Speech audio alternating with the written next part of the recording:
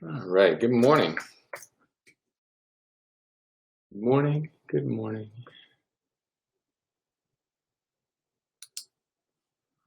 Just getting Facebook to load. All right. Here we go. We're nice and quick this morning. Awesome. Here's that. Just send the text. Super duper. Awesome. Okay. That's up. Cool. All right. Good morning. Happy Tuesday. It's 8 o'clock. Hope you guys had a great Monday. Ended up being a beautiful day. Today looks like a beautiful day. Today is actually going to be a little bit cooler. It's only supposed to be like in the mid to upper 70s today. So that little heat wave we had seems to have passed. So yeah. All right. So today is a question of willpower. I heard something in one of my audibles yesterday on my morning walk, and they were talking about willpower, and I started thinking, I was like, so many people I work with on a daily basis. Good morning, Matthew. I'm glad you could tune in today because I think this one will resonate. So many people that I work with on a daily basis, talk about, they'll start their day off good, and then by the end of the day, they might cave in and have something, or they'll stick to their meal plan for 4 or 5 days, and then they'll cave in and have something, etc. So I'm going to start with my example. And this is for all those people who, especially physical therapists, they really seem to get the short end of the stick with this one. But how many times can you walk past the candy jar? Or, and I say, oh, good morning, Mom. I say physical therapists because if you ever go into a physical therapist's office, there's always, like, patients are always bringing them like Russell Stover chocolates or candies or whatever. And they just sit, good morning, Deb. And they just sit on the counter. So I say, how many times can you walk past the candy jar and not have one? And this goes to willpower. So and so I did a little bit of digging around on this, and there's actually been some studies that have shown that, like, 1,100 cases they looked at in the judicial system. So they looked at it, and they said that in the beginning of the day, the judge was more likely to rule, and make a more favorable ruling. But then as the day went on, throughout the morning, the number of rulings would decrease, and then they'd eat lunch, and then it would be high again, and then decrease. And they found this across the board, and it didn't matter what the type of crime was. So I say that's kind of neat. And one of the things that they tie that back to, these researchers, was decision fatigue. Fancy little thing that we call decision fatigue. To me, decision fatigue and willpower kind of go hand in hand. So when we look at your willpower, again, it's you walk by that candy jar and you're like, I don't need candy, I got this. Or you stay the course of your meal plan, I got this, I'm good. But then good morning, Twitch. And then as the day goes on, the more times you have to make decisions, not necessarily just the candy jar decision, but other decisions too, you get more and more fatigue. You get more and more tired of, just constantly having to make that choice or a choice. So they call it decision fatigue. And if you think about it, think of and again, it's easy to think of it in terms of food, because if I sit there and say, like, all right, Deb, I don't want you to have any of the candy at the new job, and how many times are you going to walk past it? And it's just, if it's always in front of you, and this is something that a lot of people in quarantine suffered with, was just this decision fatigue, because they went from being in their office where there's nothing around me in my office, but when I'm at home, I know where all of the food is, and especially the sweets and the candy and the garbage food, I know where all of that is. So as I get more and more tired, my willpower or my desire to say no to that just slowly decreases. It's just like a muscle. If I sit there and I do bicep curls for 2 hours, eventually I'm going to have this fatigue where I just can't move anymore. So, how do you prevent that? Plan your simple decisions the night before. So what do I mean by that? Things as easy as like what you're going to wear to work, what your meals, put all of your food in together in the fridge. So all you got to do is grab it and put it in your thing. Then you're not making the decision in the morning. What am I going to have for breakfast, for lunch today? What's for dinner? Make a menu for the week. Again, make it as easy on yourself as possible.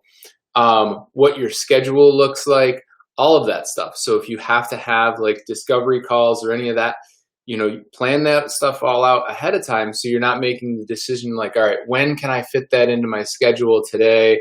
This is the 5th thing that I've had to work on and it's only 5:30 in the morning.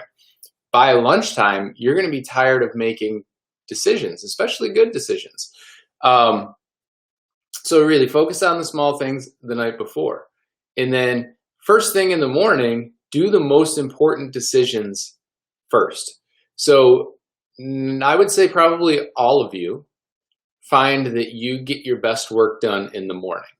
Whether it's writing, whether it's reading, whether it's, sometimes with workouts, maybe not the intensity, but, your ability to just be like, all right, I gotta go get on my bike. Instead of if I ask you at like, all right, it's 7 o'clock at night, I want you to go write 10 pages for your book. It's probably going to be 10 shitty pages relative to what you would have written first thing in the morning. So, a lot, and again, we go back to those studies, the judges were ruling, not necessarily like, and again, like they looked at a plethora of different cases, but, there was more favorable rulings first thing in the morning. So do those most important things first, whether it's working out, whether it's working to build your business, writing your book, all of that stuff. If you're a coach and you have to write programming for your athletes, again, you don't believe me? Try it. Write the workouts first thing in the morning, and then, for a couple of days, and then like objectively look at your workouts that you've written, and then write them in the evening and see where the quality of the workouts. Another thing is make commitments, not decisions. So, commit to change. So don't say, well, I'm going to start working out. Say, no, I'm going to start working out and this is when I'm working out. So you're putting that commitment in your schedule, whether it's, commit to stop smoking, commit to your diet, commit to exercise, whatever it might be. Schedule the time for those commitments. Because again, like if I look at my schedule and I say, oh, I have my morning walk from 9 to 9:30 today. Okay, I have to do that. Versus if I look at my schedule and I'm like, when am I going to fit that in? It's another decision. And it's just like when I talk about the 1% for growth, it's all of these little percentages, all of these little things that just take a hit at you. And all of a sudden it's like, man, I don't know. I don't know when I'm going to fit it in. And then you just get flustered and then it's just, hands up and you're done. So, make that commitment.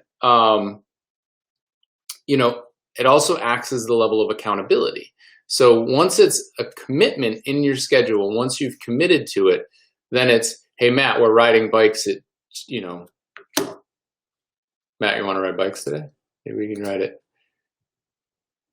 2:30 p.m. today, something like that. Then it's like, all right, now I can't flake out on Matt because I have an appointment with him. I mean, that's why we have appointments in our office. That's why you have an appointment with a personal trainer. That's why, like Deb, when she has, swim days with the team, it's not, hey guys, go do your swim workout. It's let's get together as a team. It's structured, it's focused.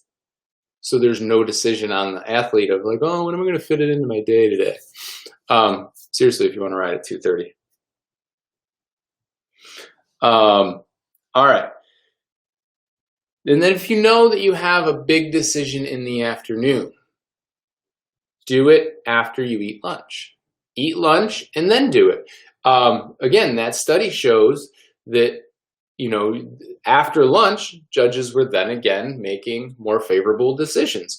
So if you run into an issue where you need to go to court, I would suggest trying to be the first person on the docket, either first thing in the morning, first thing after lunch. Otherwise, it's probably not going to work out well for you.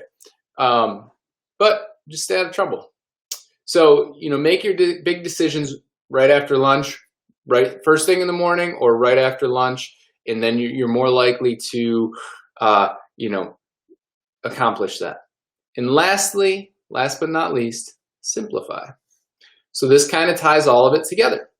So simplify, the more you have on your plate, the more decision fatigue you're going to have. If I walk by that candy jar 5, 6, 7, 12 times a day, eventually I'm probably going to cave in and be like, oh, you know what? All right, I'll just have some. And that's why I say with food, if it's out of sight, out of mind, it's a lot easier, right? If you don't have the junk in your house, it's a lot harder to eat the junk because then you have to drive somewhere and get it. And again, a lot of times when you're driving, you're not driving past like a Mobile and like, oh, yeah, I know that they sell Reese's peanut butter cups. I really want one. Drive by the next, Circle K. Ooh, I know they sell Reese's peanut butter cups. I really want one. Drive past, whatever gas station. Oh, I know they sell them at Target. I know they sell them at White. You're not thinking that way. But if it's in your house, every time you walk by it, you're like, there's a Reese's peanut butter cup. I'm not going to eat it. There's a Reese's peanut butter cup. Not going to eat it. I just had to, do all of this other work. I had to figure out what to wear, what to eat, what to schedule, blah, blah, blah, all these other little decisions. And then 5 o'clock rolls around and you're like, oh, I'm just like, oh, here's a Reese's peanut butter cup. I'm going to eat it because that's the easy decision because you don't want to say no anymore. So it's super common, and I know everybody goes through it, but again, if you simplify these things and just take more off of your plate and minimize those decisions and, kind of prioritize some things, all of a sudden it's a lot easier to stay on your plan or to stay focused towards whatever you're looking to achieve, right? Whether it's, your nutrition plan, whether it's your training plan, whether it's like your business plan, like all of that stuff, is get it all scheduled out. Like when you can truly like sit down after a meal, take 5 minutes, figure out, the schedule for the next day. So then you're ready to go. So you're not running into, as the day is going on, you're trying to throw all these other little pieces and parts into your schedule, trying to figure it out. So decision fatigue, willpower, it's not that you're just a weak human being. It is willpower will fade over time. So again, think of that candy jar or think of, even if it's not bad foods, for example, like if there's apples out, if there's, stuff, healthy fruits and vegetables out, over time, you're going to break down, even if it's, because if you've already eaten breakfast and your snack and your lunch, and then how many times are you going to walk past it before you're like, oh, that looks good, I'm going to eat that, not even thinking about it. So, hopefully this one kind of resonated home. I think for a lot of people, this one will. Decision fatigue and willpower. So, you're not a bad human being if you lack willpower. It's that you probably suffer from decision fatigue. So you can clinically diagnose yourself with that one, and use these 5 steps to kind of help you get your shit together. But in all seriousness, continue to practice your social distancing. And I hope you guys have a wonderful day. Looks like it's going to be beautiful out there. Mid-70s here. It's probably snowing in Colorado for Deb because it just does that. But I hope you guys have a great day. It's Tuesday. I will see you guys bright and early tomorrow at 8 a.m. Have a great one.